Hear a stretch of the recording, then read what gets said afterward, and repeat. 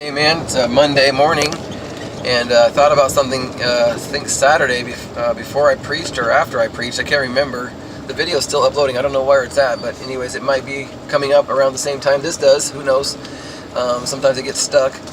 But anyways, I was thinking about this scripture because I put this scripture together because I'm learning the end times a lot. So I'm going to be doing that a lot in the next while. I'm hoping to have a really good thing down pat where all the scriptures are lined up for all the different chunks of it. You know, the rapture, the wrath, and the millennium, and tribulation, and birth pangs, and everything that's different in scripture, to find all the scriptures that go with those different items and be able to put them in order and show people exactly what's going to go on. I still believe Kent Hovind is the #1 target on that, even though I'm not a Baptist, obviously. And also Steven Anderson also has a good thing about Revelation, and so far what he has laid out has been pretty ridiculously sound compared to stuff that normally people who are more on my, more in the Methodist and Arminian teams, people like that seem to have fallen to a giant swoop of not all of them, but a lot of people in the Arminian circles have fallen for the pre-trib rapture, which I believe is a satanic doctrine. I believe it's very, very dangerous to do that. I think the church has gotten so weak because of it. But anyways, here's my point. In Daniel, there's a place in Daniel chapter 12, verse 1, which I mentioned last week on the mountain, as you saw. And it says that there's going to be a time of tribulation such as the world has never seen before.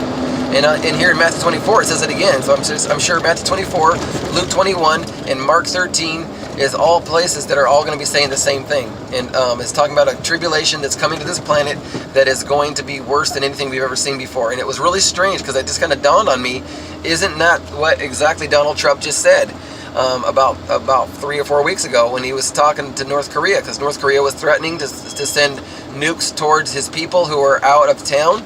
They're not in America right now, but they're out someplace, I forgot where, and they were threatening to knock out 200,000 of our American troops out there. And our president says he was, you know what, if you guys do this, if you guys try to hurt our guys, we're gonna come at you with fire and fury and hit you with such a thing that this world has never seen, like the world has never seen. He said it twice. It's such such a disaster this world has never seen. It's just an attack that this world has never seen. So I was like, that is almost verbatim. That is almost verbatim. Matthew 24, Daniel 12, verse 1, Luke 21, and then Mark 13, the discourse on the Olivet. Same exact words. So the tribulation, I believe that there's 3 different things that's going to be disasters. First thing is birth pangs, then the tribulation, and then the wrath of God. So you got natural disasters, persecution, and then God's judgment on the world. It's supernatural judgment with scorpions and stuff like that. So all these things have got to be separate for us to understand our true theology. Birth pangs, tribulation, and the wrath of God, just like in that order. So we probably are in the middle of these birth pangs right now. If those are the seals or not, I don't know for sure if they're really the seals or not, but they do sound like what's in Matthew 24. I'm not sure if those line up perfectly or not. They may. I'm not quite solid on that one just yet, so I'm not going to say. But we got to make sure those are there in that order. So if there is a nuclear war, if it does really happen, which it could happen, because I remember that place in Scripture we're talking about men will be burned to death before they can even fall to the ground, which sounds like a nuclear attack.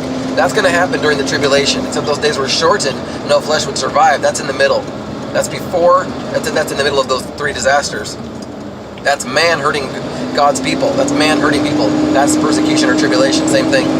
During the time of the great tribulation, such as never the world has ever seen. So we've seen persecutions that were just horrifying. We've seen persecution of all sorts. It's going on like by the millions right now over the world.